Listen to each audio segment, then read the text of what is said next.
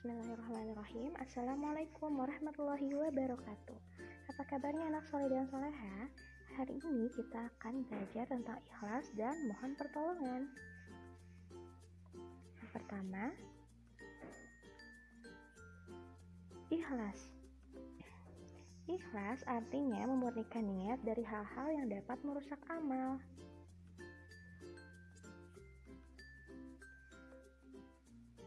Sikap ikhlas harus dengan niat yang tulus, murni karena Allah Subhanahu wa Ta'ala. Memurnikan niat berarti hanya mengharap ridho Allah Subhanahu wa Ta'ala. Contoh sikap ikhlas adalah berbuat baik tanpa mengharap pujian. Jika kamu membantu, niatkanlah karena ingin mendapat keridhaan Allah Subhanahu wa Ta'ala. Contoh lain dari sikap ikhlas, salah satunya adalah dalam hal belajar. Ketika kamu belajar dengan bersungguh-sungguh dan berniat mendapat ilmu yang bermanfaat. Kamu belajar bukan karena ingin dilihat orang lain, kamu juga belajar bukan karena mengharap imbalan atau pujian dari orang lain. Hal itu juga termasuk ikhlas. Ada sebuah kisah mengenai orang-orang yang akan diadili di akhirat. Allah Subhanahu wa Ta'ala bertanya kepada seseorang, "Apa saja amalmu?" Jawabnya, "Aku menghafal Al-Quran. Aku menghafal semata-mata untuk mencari ridho-Mu ya Allah." Allah menjawab, "Bohong, kamu berdusta. Kamu menjadi penghafal Al-Quran hanya ingin dipuji bahwa kamu orang alim." Kisah tersebut menunjukkan bahwa sikap dapat merusak niat. Misalnya seperti dia bangga karena berbuat baik, cuma suka menceritakan kehebatannya dan ujub ingin dipuji orang lain. Sikap ikhlas menjadi syarat diterimanya amal seseorang.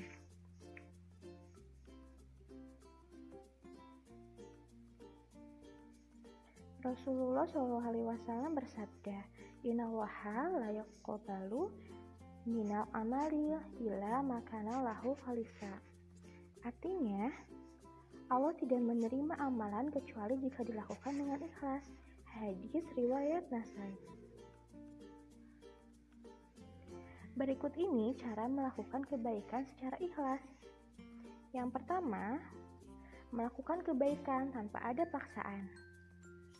Yang kedua, beribadah tidak karena ingin dipuji. Yang ketiga, menolong tanpa mengharap imbalan. Dan yang keempat, menuntut ilmu dengan niat karena Allah agar ilmu yang didapat bermanfaat.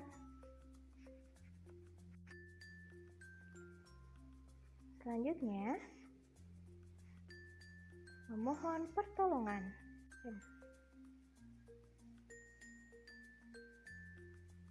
Orang beriman harus selalu memohon pertolongan kepada Allah Subhanahu wa Ta'ala, karena Allah adalah sebaik-baiknya pelindung dan penolong.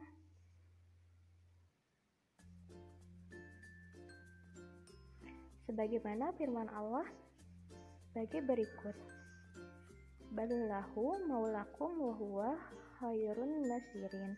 Artinya, tetapi hanya Allah lah pelindungmu dan Dia penolong yang terbaik. Quran Surat Ali Imran ayat 150.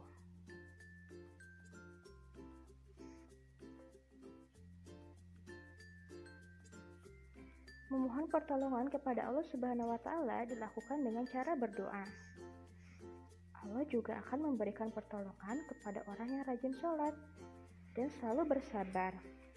Allah Subhanahu wa Ta'ala berfirman, "Wahai orang-orang yang beriman, mohonlah pertolongan kepada Allah dengan sabar dan sholat.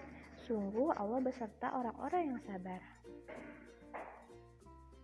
Demikian materi kali ini.